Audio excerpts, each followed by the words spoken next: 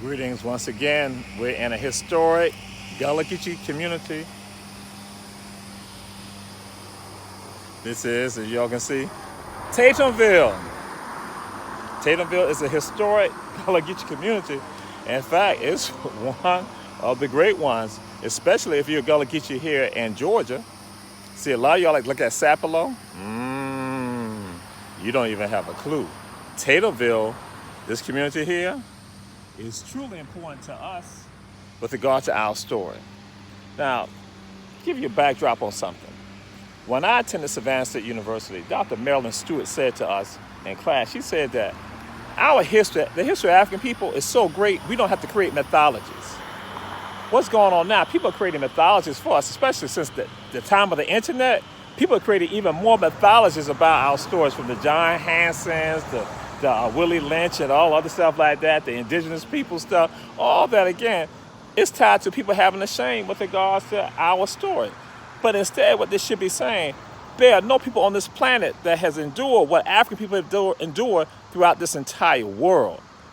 In the story of mankind, humankind, no one else has endured this. African people, which means that we're special. And that's why this neighborhood is special, because this neighborhood gives a voice to a part of who we are. It represents a part of who we are. 1858, there's a situation that will arise. It occurs in Africa, but then it comes over here to Georgia. 1858, that last ship of Africans are brought into Georgia. It was done illegally tied to people in Savannah. Tied to Buckwers in Savannah. Buckram in Gullah means European or Caucasian. Tied to them right here, who streets are named after some of them.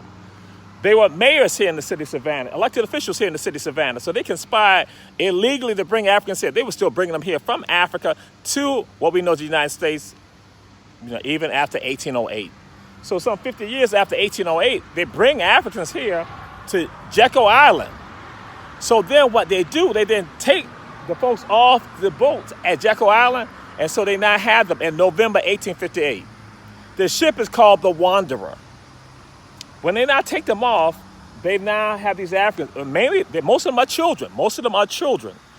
They then take them off, and then there's this elderly African man who then goes up to some of the kids, because initially some people couldn't understand them. But this man, he can understand them, and so then he looked at them, and I tell folks what happened was that he now is looking at the fact that these children are from his village, his community, his people. They were his ethnic family. So pretty much he's now pondering that they had kidnapped him. As Juan Mazzano said, they stole him from Africa, because Mazzano, who's a Afro-Cubano writer, poet, he called us the stolen people. So they stole him from Africa over 50 years ago, and he now looks at this moment in November 1858 on Jekyll Island that these people had now been and stolen some children from his ethnic family. And they're right here now. Those children are distributed throughout this country, throughout the South. Some of them are paraded on Bay Street in Savannah, Georgia, paraded on Bay Street just to show and to flaunt what they had done with regards to bringing them from Africa right here to Georgia.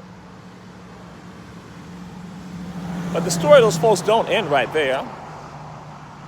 They are here on the other side, which you all know is 516, some of them, held in captivity. But they will endure the captivity and they will survive. And so eventually some of them, their descendants will make their way to a place called Tatemville. Right here, Tatemville. Those Africans now will have families here in Tatemville.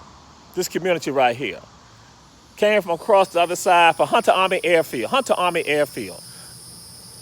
Some of them were over there held in captivity. They endured. See, we have no shame about our ancestors enduring and surviving and thriving. So they're now over here in a place called Tatemville.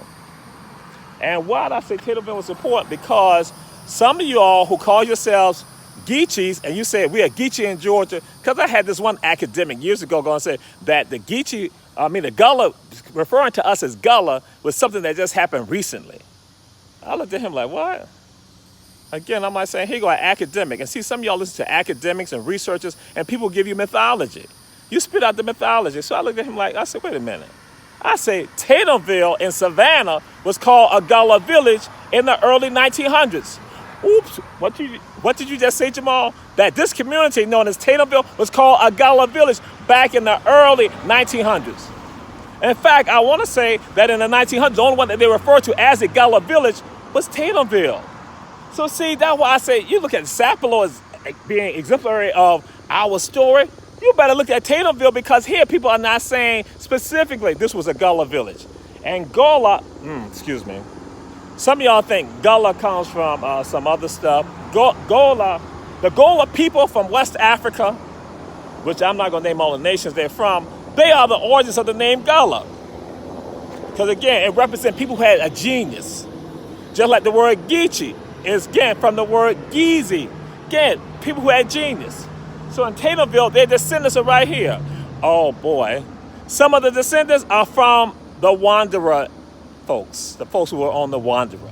Some of those survivors of the Wanderer. The last ship. This is the community of the last ship of Africans right here in Georgia. They also now represent how Gullah Geechee culture has been with us. Academics and lazy researchers and lazy historians have been the ones that people give you mythology, have been the ones that's trying to hide you from, disguise that and hide that from you. Or they don't know it themselves, so they spit out this wrong information. But what we should be celebrating Tatemville right now is being a central focus for Gullah Geechee people in the state of Georgia. There are some cities that are important to our story. Jacksonville, Florida, Charleston, South Carolina, of course, Jacksonville, North Carolina, Wilmington, North Carolina, important to our story. St. Augustine, important to our stories. Savannah is important, again, tied to Tatemville, because this is where they're saying Gullah in the early 1900s, being recorded early 1900s. Also, we know they're saying also in the 1800s. And the children from the Wanderers, some of them right here, the last ship to bring Africans into the state of Georgia, 1858. Powerful story here in Tatemville. Greatness right here. And I have to throw this out there. Frederick Douglass in the 1800s said that emancipation was a fraud.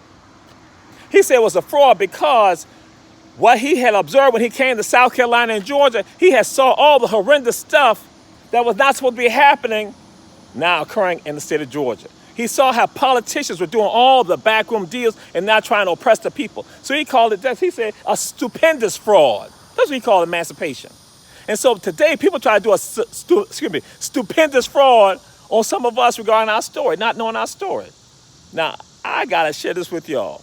You know, in Georgia, we celebrated independence, emancipation, in the month of May. In fact, the longest emancipation celebration is in a place called Thomaston, Georgia, in Upson County. That's the longest one, 1866, they did it. And in fact, they talk about how the Central Georgia Railroad would take black folks throughout the entire state, from Macon and Atlanta, going right there to Thomaston to now celebrate emancipation. So when we look at, say, Juneteenth, I'm not knocking Juneteenth. I think a bug just got in my mouth, but that's protein. But Juneteenth, we celebrate Juneteenth, but then we don't know about our stories right here. We don't know about the general order given by a man by the name of David Hunter. Hunter Army Airfield, named for him. Gave a general order that said that all the Africans in what we know as Georgia, South Carolina, and Florida shall be free. He did that. General Hunter was an abolitionist. And so Africans had celebrated that time too. It was around May 9th, May 12th, May 9th, May 12th, that he gave that general order. So we celebrated May, the month of May, representing emancipation. Now sometimes we're going to say April, but then generally they were doing it right here. So the longest celebration of freedom is right here in Georgia. And those Africans made sure that we were going to understand to respect our freedom and the power of our ancestors. We got to pay homage to them about that. That's a powerful statement. We cannot blame the young people if they don't know their story. And when you give them mythologies, that's what happened. So right here in Georgia, we need to be celebrating a community known as Tatemville. Yeah, Tatemville. Gullah Geechee people, this is the place where they're going to spit it out at. They let us understand they're the last ones to be brought here. And their children are right here today. And what's the condition of the children? Need to ponder that. Savannah, Georgia, the place where our language, written right here in Savannah, Georgia first. Tatemville, representing Gullah Geechee people, the last one to be brought to the land in the state of Georgia. The last Gullah Geechee people, essentially, brought here. Yeah, so to let you know that since then in the state of Georgia, we don't have the records of anybody doing it later in South Carolina, but the last ones that we know who will become Gullah Geechee people were brought here in Georgia, 1858. So this is the last bastion of our people being brought right here. So we need to celebrate Tatemville. I do.